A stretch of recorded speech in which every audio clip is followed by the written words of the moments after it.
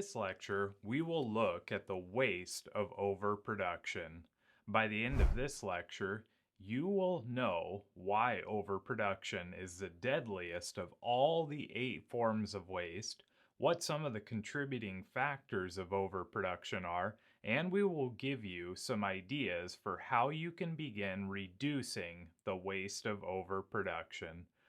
Formally defined, overproduction occurs when materials, services, or information are created earlier or in excess of the needed demand. The waste of overproduction is considered the most dangerous of all the forms of waste. The reason overproduction is such a deadly form of waste is because it magnifies all other types of waste as a result of its presence. Let's take inventory for example. When you make too many parts, you end up with more inventory. How about waiting? As you might have guessed, when you make too many parts, not only are you not creating value, but other customers are waiting while you make parts that you have no demand associated with. Another very common misconception is that if we keep machines running or produce a little extra now rather than later, we can take advantage of economies of scale. While buying in batches may in fact give you a price break, it will actually cost you much more because there is no guarantee that there will ever actually be clear demand attached to the product, which in turn exhausts profit margins and ultimately drains any remaining return on the investment. While this deadly form of waste does in fact place extreme strain on capital in one's organization, it often places a much heavier burden on the workers trying to keep up with the overproduction. This happens because products, information, and/or services are being supplied earlier and in excess of the actual demand, which, as we all know, places workers in an anxious, hurry up and finish firefighting mentality. One of the most obvious reasons overproduction occurs is because there is no clear target or demand rate established. This is the result of building to a forecasted plan rather than to actual customer demand. Another very common reason overproduction occurs is to hide poor yield rates and excessive defects. Let's imagine for just a second that workers are aware they yield one bad unit out of every 4 units. Rather than fix the root cause, a scrap factor is added, or they decide to produce 5 parts to make up for the one they think they are going to lose.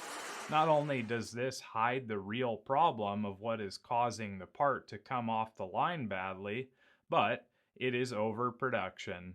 Long setup and changeover times is another major contributor to overproduction. Companies will overproduce batch sizes to absorb setup times even when there is no demand. On the other hand, people sometimes overproduce just to keep busy, especially in environments where employees are compensated by piece rates. And what about those extra materials? You guessed it, many organizations overproduce to consume extra materials. The last reason we will discuss here today is that overproduction occurs as a result of poor communication. Many times the demand or actual sales numbers are unknown to everyone except the sales agent. When unclear or skewed numbers are passed through the value stream, it can result in the buildup of the bullwhip effect, while leaving everyone wondering who actually needs what, how many, and when. Some examples of the waste of overproduction are making too many components without a clear demand, building to a forecast, such as the ineffective economic order quantity or EOQ guessing game, piece rate production, buying items well in advance of knowing what your customers' actual needs are, delivering products and services earlier than required, duplication of activities, and let's not forget that when we send information too early with more than what is really needed, This is, in fact, information overproduction, and that is waste.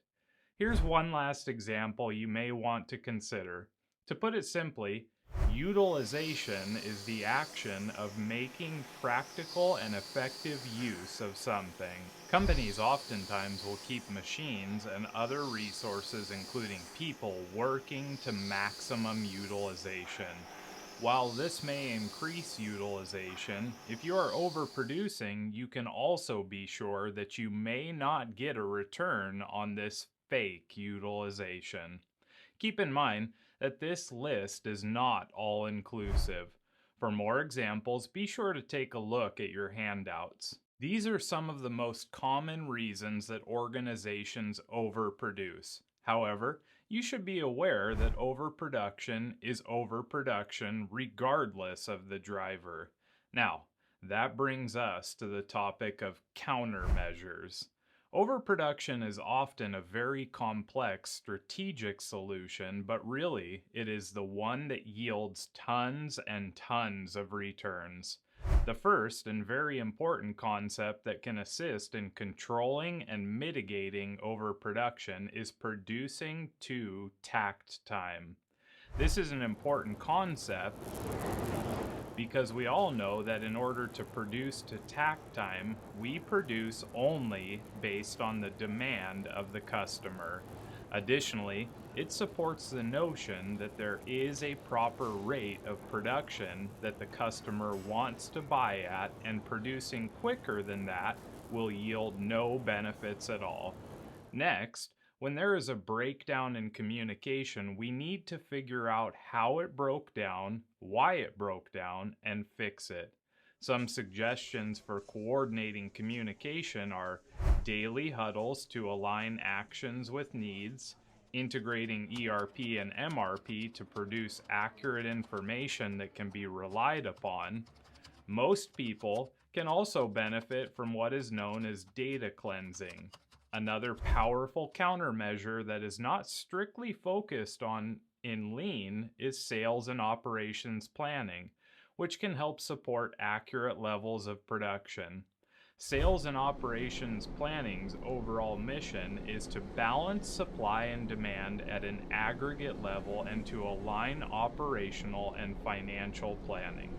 The sales and operations planning process is a series of meetings which attempts to align demand and production plans.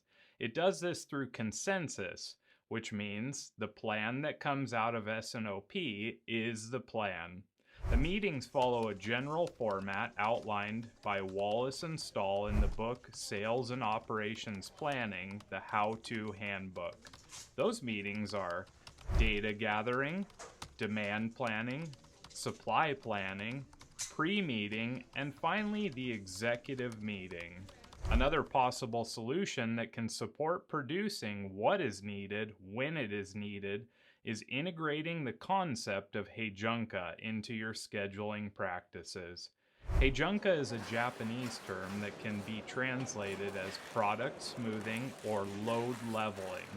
The heijunka technique is used to assist and in many ways facilitate just-in-time production. Heijunka is often used to smooth out production both internally and externally. Heijunka gives organizations the ability to efficiently and effectively meet customer demands without having to produce excessive batches of work. Additionally, Heijunka helps to keep inventories at a minimum level, lower holding costs, increase resource power, and improve the overall lead time of an organization. One last solution is Kanban. Kanban is one tool within the just-in-time production system. Kanban is used to connect information flow to the necessary action or production of a customer's needs. Now, we would like to mention before wrapping up this overview of the waste of overproduction that communicating, coordinating, and breaking down silos will help to match supply with demand. Additionally, be sure to check your handouts for more countermeasures. That concludes our detailed view of this form of waste. So, until next time, keep on improving, and we will keep on giving you solutions that ignite your power.